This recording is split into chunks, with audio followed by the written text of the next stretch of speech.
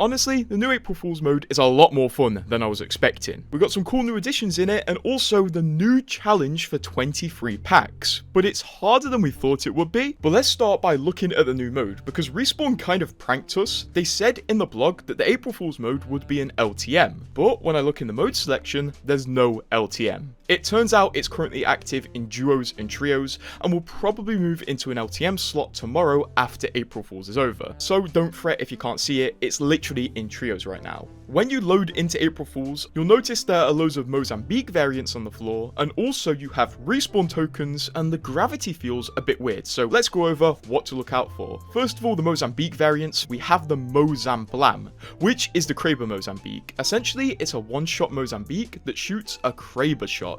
With the new armor updates, it's definitely super powerful now, and is genuinely a viable primary. It's a lot of fun, especially combined with the moon gravity in this mode, which we'll touch on later. Also, the Mozamblam has a new description. As well as that, we have the Mozam Burst, which is essentially a hemlock powered up and inside a Mozambique. This does have a new description as well, reading, Ramya, it's been 2 years, update the description. And honestly, I hate the hemlock, but the Mozam Burst is a lot of fun and feels very consistent. I think they upped the damage on it a bit. As well as this, Respawn added the Mozam Beam, which is my favourite out of all of the Mozambiques, except from one, which is going to be obvious when I talk about it.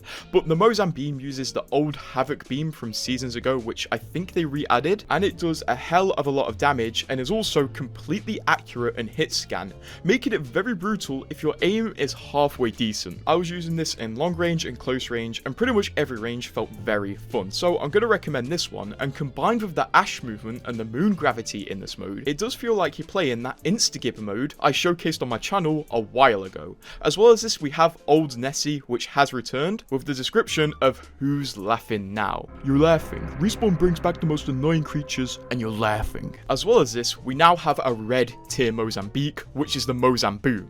And this is the only variant Mozambique that you can use in dual wield.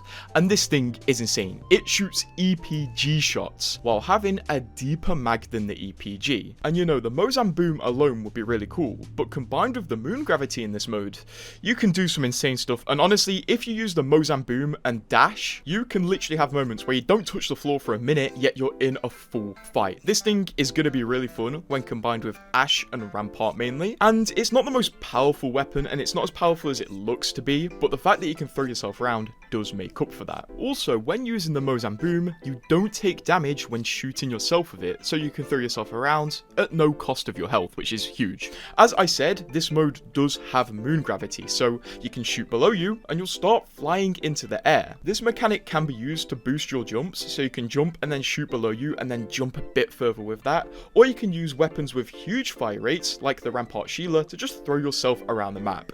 When I was playing a game, there was just genuinely a guy flying around the map with his Sheila just because he could, and you know what, I was pretty jealous. As well as this, like I said, combining it with the Mozamboom is a recipe for disaster, and Ash's dash definitely gets a lot more value out of a lower gravity environment. As well as this, I think the gravity decreases as the game goes on, because every time I've got into an endgame circle, it feels like everybody's flying about compared to the start where the gravity feels quite strong, so I'm not sure if this is a fact, but it feels like that. Also, I got a 3k game in this mode, and it counted towards my badge, so I do think damage badges are also enabled in this mode, which goes hand in hand with the fact that this mode has respawn tokens. Yes, the respawn token mechanic is just in this mode. It's really fun. It allows you to get back into the game straight away, although there are a few downsides. First of all, the Mozamboom doesn't respawn with you. If you die with the Mozamboom and respawn from a token, you won't respawn with the Mozamboom, putting you in some bad positions. And also, for some reason, you can't split off from the jump master when you respawn. Not a fan of this. Otherwise, the respawn token is very welcomed, and I think Respawn are going to add it to normal duos and trios, considering they're adding it to literally every LTM they're releasing. It might just be me, as I seem to have a very weird taste in LTMs, but I really enjoy this, and simply logging on today will also give you a free badge. This is the free badge that you will get by logging on, and it's not the same as the last one, so even if you don't want to play today, just log on and get the free badge. As well as this, the third Creator Commissioner Challenge started, and the challenge honestly seems pretty hard, especially because you need to play an LTM for the challenge. Of course, because it's the first week of the challenge, these are community challenges, and they are to deal 1 billion damage with the power sword, deal 1.5 billion with the power sword, and then deal 2 billion with the power sword. So to get 20 packs, we have to deal 2 billion as a community. Honestly, we're not too sure if this is going to be hard, but with the fact that the power sword is locked into an LTM that not everybody wants to play, worries me a little. A few people are genuinely doubting we are going to achieve this one. Although if we look back at the last set of community challenges we had, loads of people thought we weren't going to complete them, and then the weekend came around. The game popped off over the weekend, we made massive progress in the challenges, and then we got to tier 3 and got 20 Apex packs. So if you do really want to join in the grind, go play some Power Sword LTM. Also, because this was an update day, we got to see a few changes to the store as well. We got a new chained offer where it's all based around Conduit and this skin. It's not too long, but there is an opportunity to earn 50 Battle Pass stars, which is 5 tiers. There are 3 packs at the end as well. Speaking of packs, the Spark bonus did refresh today, and the pack it's dropping is a bit of a strange one, because the Spark bonus pack today is the Young Blood pack, which is a pack that has a chance to drop this Bloodhound skin with a special select animation. This one is a classic, I've had this for years, a very beautiful skin, so if you have 10 packs laying around, open them up and see if you can get the Youngblood maybe. If we go over into the store, it's fairly unchanged from last week, not many new offers, but we do have the Youngblood pack store, which is once again selling the Youngblood pack, and also the Youngblood skin, completely separate, so if you don't want to gamble you can get it, which is a good decision. I like all these special select animation skins coming back, and it does look like Respawn is making a push to make more special select animation skins and maybe make it a somewhat frequent thing. I'm not going to argue with that. For free stuff, unfortunately this week the reward shop for the new event didn't change. We still have the same 3 rewards from last week, so you can't get a new pack this week.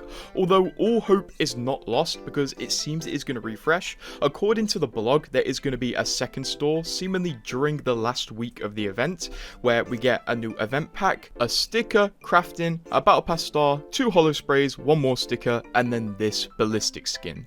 So it seems like this one is going to activate probably next week now, which is pretty unfortunate because I wish we had new rewards. For more free rewards, there is going to be a Twitch drop, which is honestly fairly cool for what it is. Coming with the Split 1 Pro League on Twitch, it's going to be a gamer Nessie, and funnily enough, Respawn decided to make this a real thing and are selling it on their website, although they're taking pre-orders at the minute, so it will be a while until they start shipping, I assume. Apex has been going pretty crazy with the merch because they also revealed on their Twitter we now have a new Watson figure, and it has like an interchangeable face and stuff, and some merch from U2's, which is a Pathfinder plush, a Nessie plush, and also a weighted Nessie plush. So I assume the weighted Nessie is a beanbag, and honestly, I like the idea of this. Although over my years, I've purchased too many Nessies, I can't be having this many in my room. One thing you don't have to buy that Respawn posted on their Twitter though, is this post where they revealed that teaming reports have actually gone down. So Respawn have curbed teaming a fair amount, and there seems to be a 65% drop in teaming since September. So have you noticed this? I'm not sure if they have some sort of detection system now that can detect people colluding,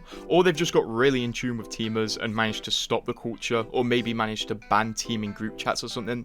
I'm not sure the exact cause of this, but it's happened. So what are your thoughts on April Fools? And just a disclaimer, everything in this video was legit, it wasn't April Fools. I've already done my April Fools video.